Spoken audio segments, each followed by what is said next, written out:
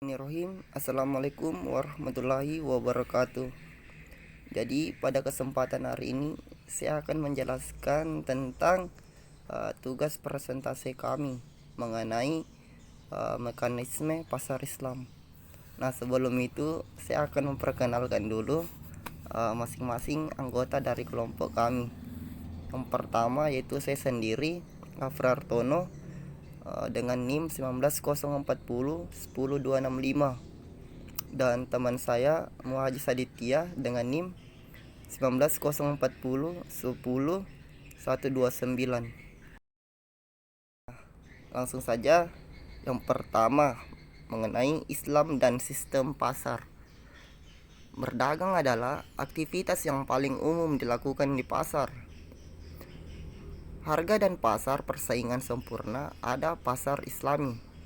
Konsep Islam memahami bahwa pasar dapat berperan efektif dalam kehidupan ekonomi bila prinsip persaingan bebas dapat berlaku secara efektif. Pasar tidak mengharapkan adanya intervensi dari pihak manapun. Nah, yang kedua, Islam dan sistem pasar. Ibnu Taimiyah membatasi kebebasan pemerintah dalam menerapkan kebijakan intervensi pada 4 situasi dan kondisi berikut. Pertama, kebutuhan masyarakat atau hajat orang banyak akan sebuah komoditas. Kedua, terjadi kasus monopoli. Terjadi pendistribusian pada satu penjual saja. Keempat, para pedagang melakukan transaksi di antara mereka sendiri dengan harga di bawah harga pasar. Nah, yang ketiga, kebebasan ekonomi. Kebebasan ekonomi yang berdasarkan pada ajaran Islam yang meliputi pertanggungjawaban dan kebebasan, atau kebebasan yang berkaitan erat dengan pertanggungjawaban. Prinsip pertanggungjawaban.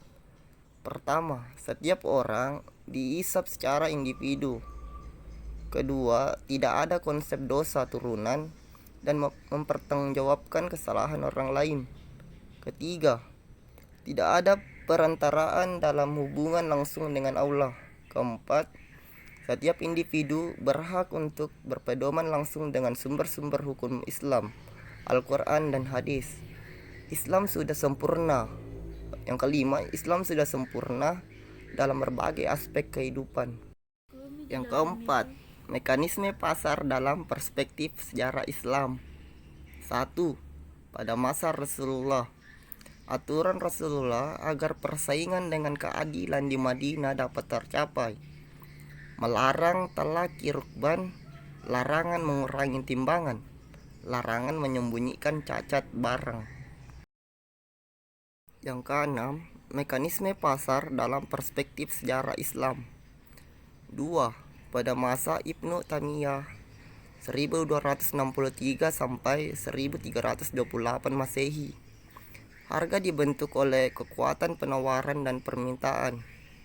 Kenaikan harga terjadi karena penurunan penawaran akibat inefisien produksi, penurunan impor dan tekanan pasar.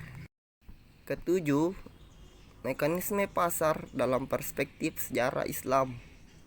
3. Pada masa Ibnu Khaldun, membedakan komoditas barang sesuai kebutuhan pokok dan barang mewah. Prioritas pengaduan kebutuhan pokok seiring peningkatan populasi. Populasi yang meningkat akan mengubah gaya hidup, harga barang mewah meningkat. Yang ke-8, struktur pasar menurut Ibnu Taimiyah. Secara teknis, operasional menjamin terjadi persaingan sempurna. Persaingan sempurna tersebut terjadi dalam bingkai nilai dan moralitas Islam. Pemerintah bertugas menjadi regulator. Kebebasan terkendali yaitu kebebasan yang dibatasi pada nilai syariah Islam. Yang ke-9, struktur pasar dalam ekonomi. A. Pasar persaingan sempurna. B. Pasar persaingan tidak sempurna. Yang ke-10, A. Pasar persaingan sempurna. Pasar persaingan sempurna lebih mendekati struktur pada pasar Islam.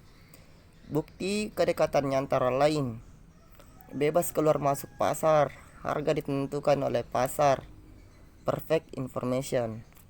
Yang ke-11, B. Pasar persaingan tidak sempurna.